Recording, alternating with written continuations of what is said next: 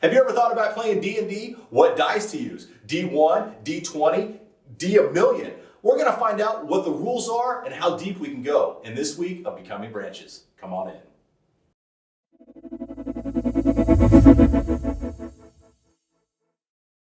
Hello everybody and welcome back to Becoming Branches. We're way over here. We got special guests, the Meade brothers. Like I said, we've been talking about magic, and I promised you guys we would bring in the professionals of the D&D world.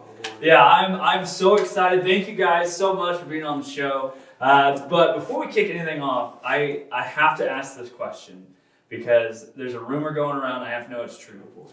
So is it true that any dungeon master worth his weight in salt does not go anywhere without his 20-sided die? See, I've never DM'd, so I don't know, but I always have my D&D bag in the truck. Okay, all right. Just in case. I mean, Okay, wait a minute. So here we you are. gotta come with at least 2 sets. There you go, people. You've heard it here. So you are worth your weight in salt. So you're the DM. I've been a DM, yes. So when you guys, actually first let's do this. Just introduce yourself and how long you've been playing and what got you into this game. Okay. Not biscuits. That's another topic which I love biscuits. We can get into that later. That's the next episode. Biscuits and is it really good for you later on? You'll Probably see. not. Probably not. All right, so go ahead and introduce yourself, guys. All right. I'm Dallas Meade. I've been a member of this church for 7-10 years, enough. And for playing Dungeons and Dragons, I started back probably 6 or 7 years ago when a group of the church members gathered together and were like, "Hey, let's play some board games." And then we're like, "Okay, we're playing board games. Well, let's try Dungeons and Dragons." And then we tried Dungeons and Dragons, and then we've been playing. I kind of left the group a little bit because of scheduling conflicts, but the group's been playing for, So for what, 6, 7 years? 6 or 7 years, and that's probably when the first campaign was done. You're probably still trying to fight a goblin 7 years ago, and you keep fail rolling. So what about you? Is that pretty accurate on? That's fairly So accurate, yeah. I started shortly after him. It's basically what our guys' Bible study group was. We all started to get together for fellowship and board games, and then they started playing D&D. And at the time, it's been 6 years because it was after Seamus was born. Mm-hmm. I started coming and hanging out, and we played D&D. Seamus is his son, by the way. If they don't know. And you're Zach. I'm Zach. And they're brothers. And we're brothers, kind of. We don't, yeah. Who's the older brother? He is. No, I am. Man, miscommunication. That's what's part of the D&D. So when you sat down at your first D&D campaign, what was going through your mind? Like, were you like overwhelmed? Were you like, this is nerd stuff, or like what got you into this? So are we going to talk about how the first session goes, or are we talking how we got into our first session? Yeah. So for our first session, the DM of the group, Dungeon Master or Game Master, depending on whether DM or GM, how you kind of like the BMV or the DMV. Yeah. They're both correct and they both have long lines. But I would not play D&D while driving. Okay. It's not safe. So how the first session goes... B&B, though. That's the best place to do You it. have all the time in the world. You really do. You can get a session started really quick. Started. You notice how he said started because you never finished the game. No, you never. Okay. Never. So how the first session started is normally you would have a session 0. That's when you build your characters, kind of establish the setting of where your campaign is going to take place. No, the DM does this. Yes, the DM will facilitate the players in most of the time building their characters. they have a book that they're going off of. At least the DM we're using, Nathan Brown. Okay.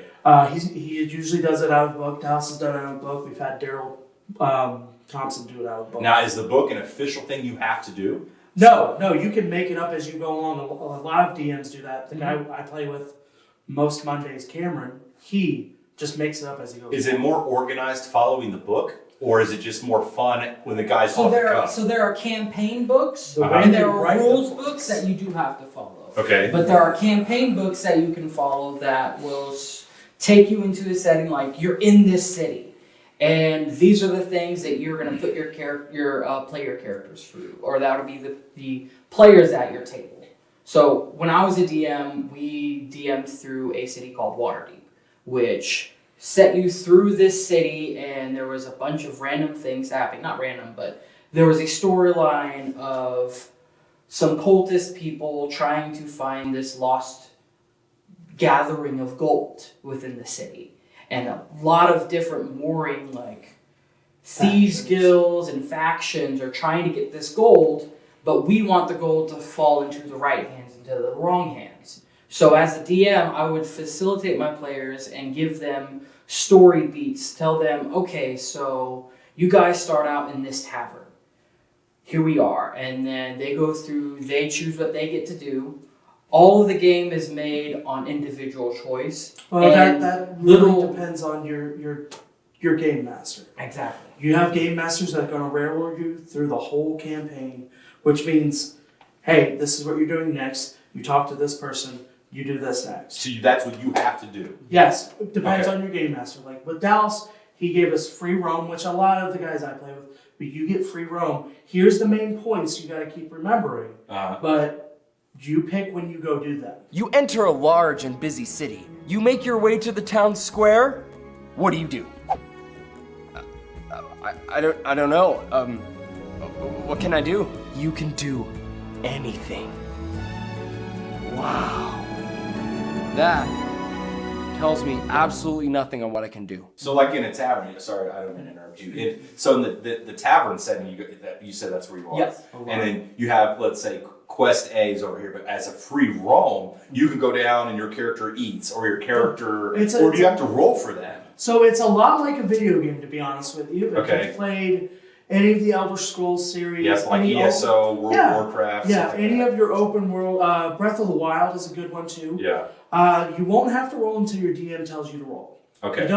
You're not just rolling for everything like, oh, I take a drink. Well, you have to roll for it. No. Okay. You just take a drink. Unless you ask to do something specific, like, I would like to punch this guy in the face. Okay, roll to see if you hit. And you miss and he breaks your face. Exactly. Now, does the dungeon master have to decide what number or higher you have to get? So in the book, it will tell you most of the time, but he also can use his discretion, depending on how well everything's going. He can set the limit different from what the book. The book is more like a guideline. Like in Pirates of the Caribbean. Yes. The code is more what you'd call guidelines than actual rules. Exactly. Okay. The books are more like guidelines. They give you your setting, they give you some of the monsters you use, and then some of the key moments. DMs are supposed to fill in the rest of that. Yeah. Gotcha. Guidelines are very strict rules that you follow. To my rules lawyers. So could the DM be a jerk and totally screw you guys in the game? Yes, it does. And that is a terrible table, and you leave that table. I was going to ask if you've ever had like a dungeon master like get on a power trip and. I've only been with the guys here at church, and our 3 DMs most of the time, excluding someone, do a very. Now he was amazing. So they do a very good job of keeping the table to where it needs to be, but without being too harsh. Now the problem with these books is they don't write them in linear order. So hey, I'm going to go to this castle. Well, the castle setting's here. All the information's 18 pages down. They don't write it in linear order for some ignorant reason. Kind of like the Quran. They write it in. I've never read it. You don't ever have to read it backwards though. Okay. And it's in English. So we're good there. Okay. Sometimes. So, Go ahead. I have 2 questions. Yeah. If I can remember. 2 questions. Yeah. So the first one is, are you assigned a character, or do you develop a character, or do you stay with that character?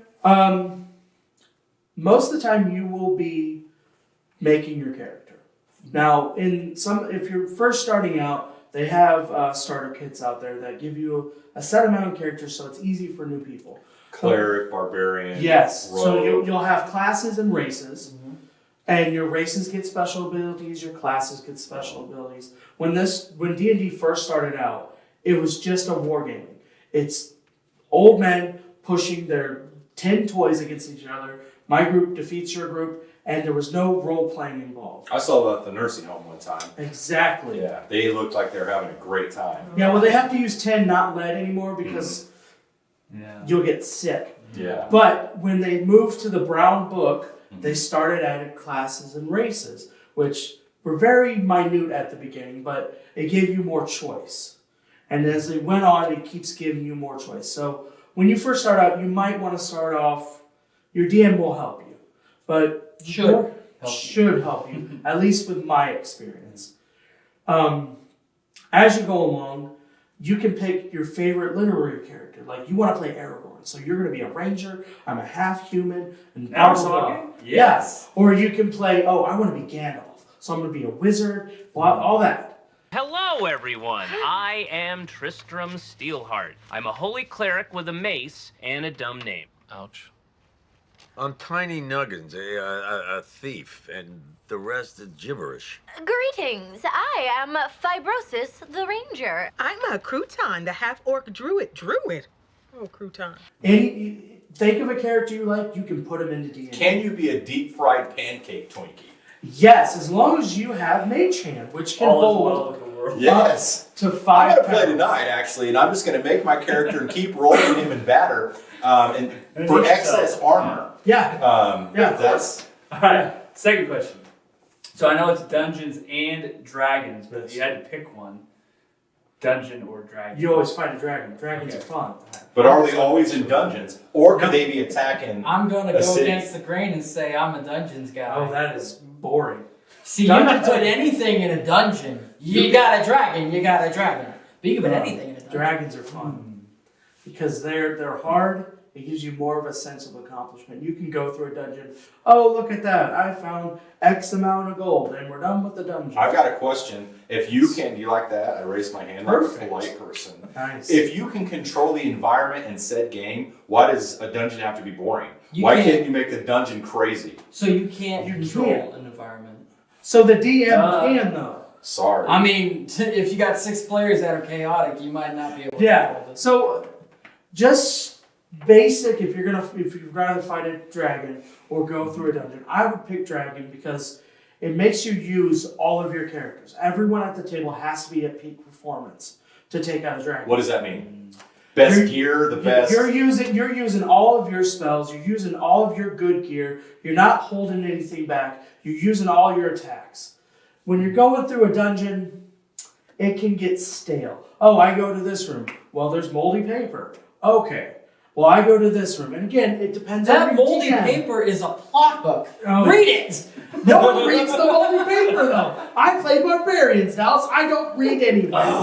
So there's something you said there that I want to ask because it's kind of the crux of our series. We've been talking about like magic in books, movies, and things like that. So Dungeons and Dragons, you mentioned spells. Yes. So obviously Dungeons and Dragons, very mythical, fantasy. So how big of a role does magic play in the game? Like, are there witches? It's massive. Yeah. There's witches, wizards, sorcerers, Necromancers.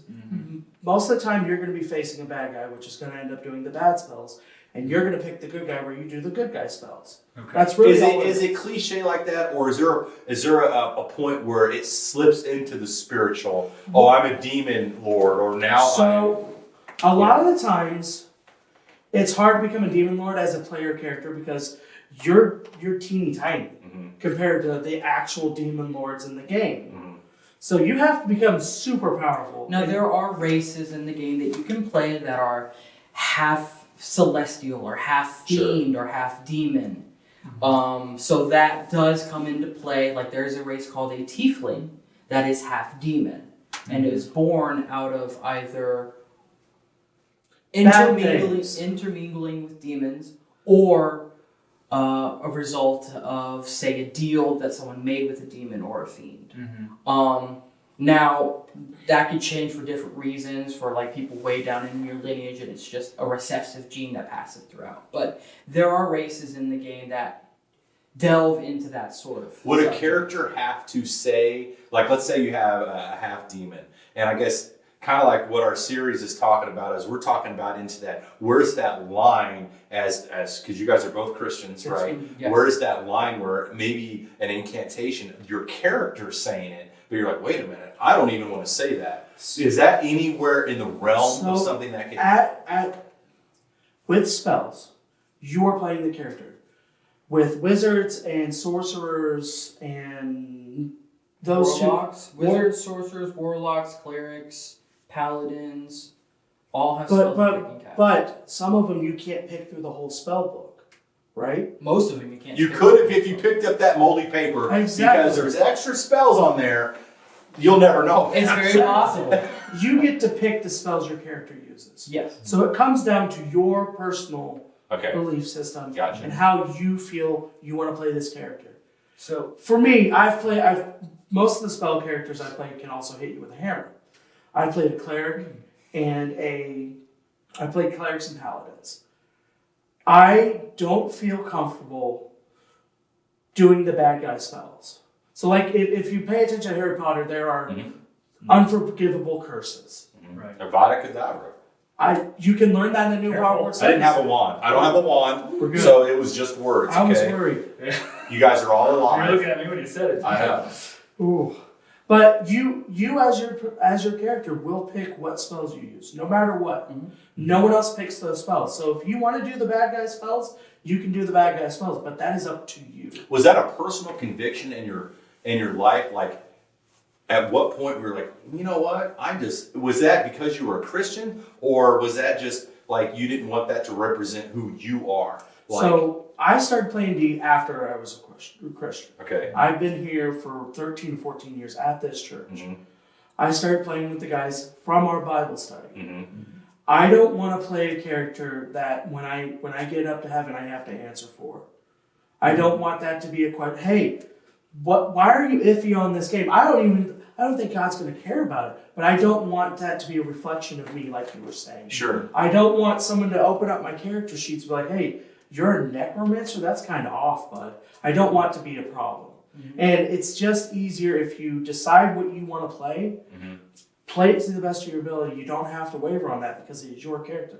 Not even the DM can make you do a spell. Mm-hmm. Correct. That's good stuff. Yeah, no, that's a really good word. He said, yeah, no. Oh. That Midwest coming out. We're going to start saying, oh, sorry. I get him every time because he does. If you watched a couple episodes back, he's like, I don't say that. And I get him every time. Sorry, go ahead. Yeah, no, I totally lost my question. No, you said something really, I thought it was really good. So I talked about last episode, my perspective is like the prohibitions from scripture that talk about, not using witchcraft or magic, that is in the real. Like those things are real. Oh, yeah. And those things people are using to replace God's divine power in their lives. They're trying to tap into the divine, tap into the spiritual outside of God. And so that's why these things were prohibited. But in the world of fiction and fantasy, and that's all we're doing. Right. To me personally, I don't have an issue with I don't have an issue with magic and Lord of the Rings and things like that. And that's a personal conviction. Yeah. But I do like what you said. Like when I stand before God, I don't want this to be a problem. Yeah. I think that's a good guideline to follow. Where if you're going to stand in front of God and you're going to have to answer for it, have a clear conscience. And I think it's a good place to be. With what you were saying there, like I said, it is a personal thing you have to decide on. You can be a drunk and drink every day, but you choose not to. We're allowed to have alcohol, Jesus drank wine, all that fun stuff, but you don't do it to the excess. When you're playing D&D or you're playing Magic, if you're taking it for real, you're not playing the game the way I think you should be playing it. Mm-hmm. That's a game. You're playing a video game with a little plastic character and your friends at the table. It's the way I look at it is it's a fun fantasy role-playing thing, but first and foremost, it's a very good way to fellowship with your friends. Mm-hmm. And that's why I'm so glad I do it with the Bible study guys. Or the guys I've known here for almost 13, 14 years. Mm-hmm. It's a good way to fellowship. So sometimes Monday night comes around, we got me, Nathan, and Daryl at the table. We're supposed to start at, I think it's 6. Start at 6 or 7. We don't start until 8:30, almost 9 o'clock some nights, just because we're fellowshipping. Mm-hmm. We're talking, we're learning stuff about each other. So it's all how you wanna do this. If you want to take this to the extreme and start doing weird voodoo witchcraft garbage. Are you familiar with the Amberg region of the Edelman River Basin? Of course I am. Then you'll know there's a reflecting pool with a very special amulet at the bottom of it. An amulet that allows the wearer Full control. That's on you. That's not a good personal choice you should be making, but for me, and I could probably speak for Dallas, we're there to have a good fantasy fun time with our friends. Have you known anybody personally? You said at a table, or I'm assuming you can go places where you can play D&D. Have you ever seen or encountered a player who's like taking it way too far? And I'm not like, oh, mad I lost a roll. Like they're like you know what I'm talking about? Like, oh, there's spells, or they maybe have written down stuff, or maybe studied stuff from a Wicca book to try to seem more, impressive at the proverbial table. Have you ever ran into that? Not me personally. I know the people you're talking about. We had one guy at our table who just did not fit in, and that's another thing. You want to start playing D&D, play with your friends because you know you're going to fit. You're going to make it work. Mm-hmm. When you start adding new people in, you don't really know them that well. They might take stuff a little bit too serious than what you're willing to do. I haven't had that been a real problem personally because, like I said, I've known these guys for 13 years. Mm-hmm. I know how we're going to gel. We talk, we laugh, we have fun, but it's just a game at this point. Mm-hmm. Now, I haven't played D&D out of that group. But I know the guys you're talking about, and you probably know a little bit better than I do. So, to me, the core way to play D&D is you've got your stats on your character. Your DM has stats on the NPCs or the monsters that you're going to face. And the way you decide things happen is you roll dice. You typically have a set of dice, which is a 20-sided die. Is that what you have in your pocket? Yes, I have two Can sets. I see it? Yes, you may. There are two sets in here. You both can look at why. I asked. He didn't ask. Show and tell. As they're getting those out, typically you have two. What is it? That one seven. D20. 7 sets of. A D20. That is a D20. That's a 20-sided You die. can't handle that. So explain. Okay, so this one is a 6. That's a D6. A D10. That is a D12. Okay, so explain that real quick. So what is a common game play with? So it depends on what kind of characters you're playing with, to be honest with you. So your D20 is your action die, right? Mm-hmm. That is one of your D100s. So here's the set of dice that you would normally have. You have a D20, a D12, 2 D10s, one with 1 through 10 on it, and one with 1 through 10, and then 0 through 90. A lot of boring math later. We're going to try to link some pictures of D&D dice down here at the bottom so you can kind of see what we're holding in our hands. Wow, I didn't realize there were this many different types of dice. Well, I got my first pair and these will be the only ones I use for the rest of my life. Wait, they come in different designs? And you might get addicted to buying them, so just be wary of that. Into a dice goblin. So you've got your 2 D10s. You've got a D8, a D6, and a D4. These sound like jets. I've heard of these before. And all of these dice are to determine what damage you do when you attack, if you hit when you attack. And all of these dice compared with the stats that you have on your character make the results of what the dice roll. So you do put them in like a Yahtzee cup, and you're just like... You can. Yeah. So basically what you're going to do is you're going to use your D20 to do your action. That's your action die. Hey, I want to do X goal. Roll, see if you're successful. So archer, ranger, draws back bow, releases. Yep. Roll for attack. That's a D20. That's a D20. Okay. So your damage die is what you're going to roll after that. And that's where your stats come in. And that depends on what weapon you're wielding. Yeah, if you're wielding a longbow, that will be your D8. If you're wielding a short bow, D6. If you're throwing a dagger, D4. Are you ready to play yet? I don't even know what they're talking I about. throw daggers. If I played this game, I was running out there bare-knuckled and punching. See, then you gotta go grab. You're a monk at that point. You're only rolling the D4. I love playing monks. I love Can playing I headbutt things? Yes, you can. I'm playing. So the fun part of this game is you can do whatever you want. Yes. Now, there are decisions based on what your character would do in that situation. So you are actually playing a character. Now, the extent of which you play this character depends on how you want to play the game. And this is what I wanted to get to, is that when you play this game, the only necessary things that you have to have are a way to roll your dice, whether digitally or manually and physically, and stats.